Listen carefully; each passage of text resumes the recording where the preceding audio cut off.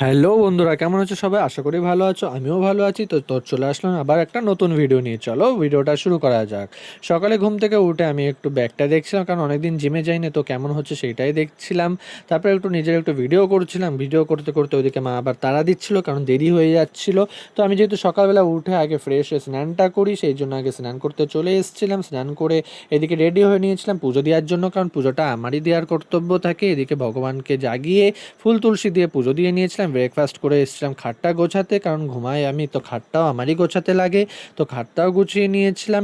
আর আজকে যেহেতু একটু ছুটির দিন ছিল, আর কালকে ছিল সারাদিন সারা রাত হয়েছে কালকে বৃষ্টির মধ্যে একটা বড় আমার একটা কাণ্ড হয়ে গেছিলো।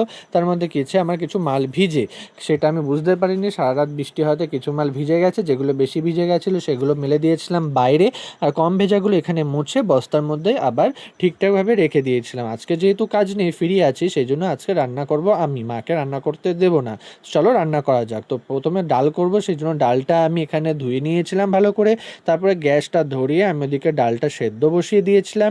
আর ডালটা করব আমি আজকে চাল কুমড়ো দিয়ে, সেই জন্য চাল কুমড়োটাও ফার্স্টে কেটে নিতে লাগবে, ভালো করে খোসা ছাড়িয়ে পিস পিস করে কেটে। তারপর আমি চাল কুমড়োটা ভালো করে ধুয়ে নিয়েছিলাম। ওইদিকে আবার ডালটাও ভালো করে ফুটে এসেছিলো। এদিকে করবো আবার কাঁকরোল ভাজা, কাঁকরোলটাও ঠিকঠাকভাবে দেখে নিলাম। ফার্স্টে হালকা করে খোসা ছাড়িয়ে চাক চাক করে কেটে কাঁকরোলগুলো নিয়েছিলাম ভালো করে আমি ধুয়ে। ওইদিকে ডালটাও যেহেতু ফুটে এসেছিলো, তার মধ্যে দিয়ে দিয়েছিলাম চাল কুমড়োগুলো সমস্ত কিছু, কারণ ডালের সাথে আরও ভালো করে সেদ্ধ হবে।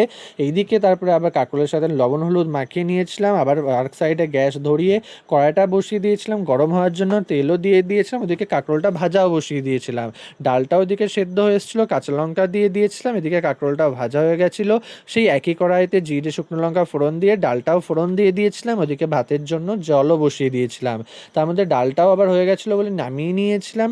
রান্না কমপ্লিট করে বন্ধুদের সাথে গেছিলাম একটু আড্ডা মারতে, বন্ধুদের সাথে ডাকছিল বলে আড্ডা মারতে চলে গেছিলাম।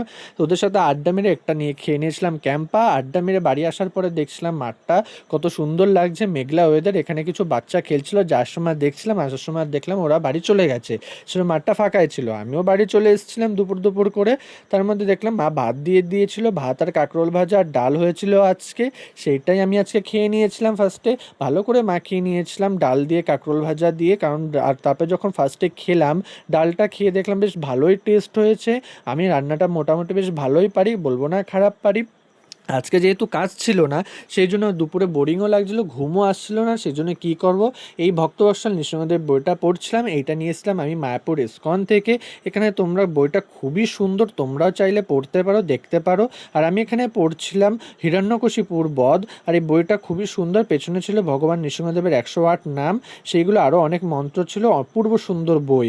তারপরে ফ্রেশ ট্রেশ হয়ে খাওয়া দাওয়া করে মা দাঁত মাজছিল, যেহেতু সেই ক্ষেত্রে মার সাথে একটু আড্ডা দিতে দিতে রাস্তায় হাঁটাহাঁটি করছিলাম।